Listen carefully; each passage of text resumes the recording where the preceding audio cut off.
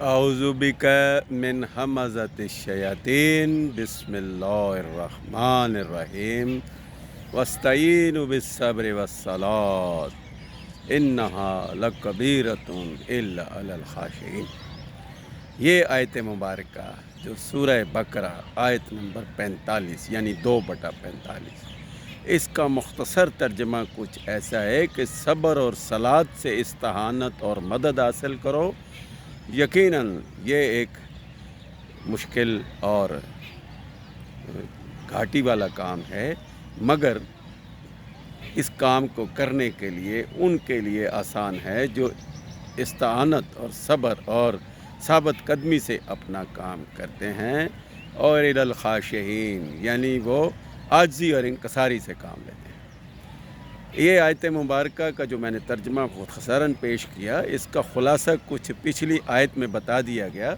آیت نمبر 44 میں، یہ بقرہ کی آیت 45 میں نے بمائے ترجمہ پیش کی۔ آیت نمبر 44 میں کہا کہ تم صبر اور صلاۃ سے مدد کیوں حاصل نہیں کرتے؟ تم دوسروں کو تو نیکی کا حکم دیتے ہو اور برائی سے روکتے ہو، مگر خود الکتاب کو چھوڑ دیتے ہو، یعنی اللہ کی یہ الکتاب قرآن مجید جس کو آپ نے لپیٹ کے رکھ دیا ہے، اس کو چھوڑ دینا بھی ایک بہت بڑا جرم ہے، اور اس کو لپیٹ کے رکھ دینا بھی ایک بہت بڑا گناہ کا کام ہے۔ تو ارشد قرآنی کا یہ جو یوٹیوب چینل ہم نے شروع کیا، اس کے مقاصد میں یہ چیز شامل ہے کہ قرآن اور صرف قرآن، اور یہی ہے پیغام کہ گھر گھر اس پیغام کو پہنچایا جائے فی سبیل اللہ بنیادوں پر۔ تو آتے ہیں اپنے سبجیکٹ کی طرف کہ اس قرآن کو کھول کے جو ہم نے لپیٹ کے رکھ دیا ہے، دوسروں تک پہنچانا ہمارے فرائض میں شامل ہے۔ ان الذی فرض علیک القرآن، تو یہ قرآن ہم سب پر فرض ہے۔ تو اس قرآن کی ہی بدولت آیت نمبر پہلی سورہ بقرہ کی آیت نمبر میں 1 میں کہہ دیا ہے کہ اقیموا الصلاۃ ومما رزقناہم ینفقون، یہ جو ہم نے آپ کو صلاحیتیں دی ہیں اور جو رزق دیا ہے، اس کو خرچ کرنا بھی آپ کے فرائض میں شامل ہے۔ دوسری طرف سورہ بقرہ کی آیت نمبر 177 میں کہا لیس البر ان تولوا وجوہکم قبل المشرق والمغرب ولکن البر من آمن باللہ، یعنی نیکی صرف یہ نیکی نہیں ہے کہ آپ نے یہ کام کر دیا، مشرق اور مغرب کی طرف منہ کر لیا۔ نیکی یہ ہے کہ آپ اللہ کی اس کتاب کی پیروی کریں اور اس کو کھول کر دوسروں تک بیان کریں، اور اس کو اپنے عملی کردار میں شامل کریں۔ یہ نہ کہ دوسروں کو اس کی تبلیغ کی جائے اور خود اس پر عمل نہ کیا جائے، اس سے بھی منع کیا گیا ہے۔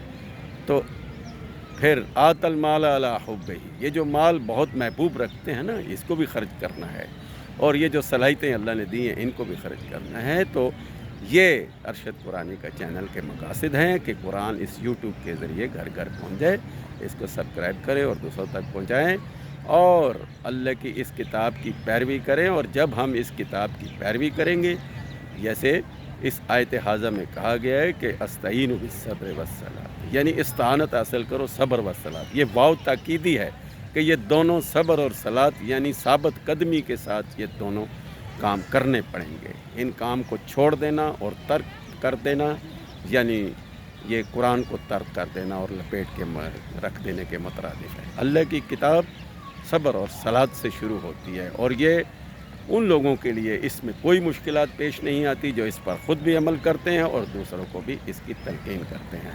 تو ہمارا سبجیکٹ بھی یہی ہے کہ ہم دوسروں تک یہ پیغام پہنچاتے رہیں، آپ بھی اس میں شامل ہو جائیں۔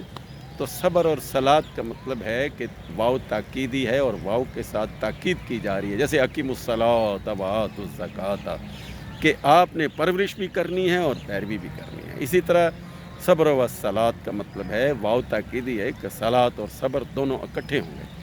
اکیلے میں یہ کوئی بھی کام نہیں ہو سکتا، یہ یعنی استقامت دکھانی ہے اور ثابت قدمی کے ساتھ کام کرنا ہے اور پیروی کرنی ہے۔ یہ بسم اللہ سے والناس تک پورے کا پورا قرآن ہمیں اس بات کی دلالت کر رہا ہے کہ یہی ہے وہ دین اسلام، ان الدین عند اللہ الاسلام، اور یہی ہم پر فرض ہے، ان الذی فرض علیک القرآن۔ ورنہ پھر ایسا نہ ہو کہ ہم خود تو اس پر عمل نہ کریں اور دوسروں کو بتلاتے رہیں، پھر اس کا کوئی اجر نہیں ہے۔ اجر عظیم یہ ہے کہ ہم نے اس ثابت قدمی کے ساتھ اس پورے قرآن کو سمجھنا ہے اور سمجھانا ہے اور دوسروں تک پہنچانا ہے، اور یہی ہے ہمارا کام، قرآن اور صرف قرآن۔ اپنا خیال رکھیے گا، اللہ ہم سب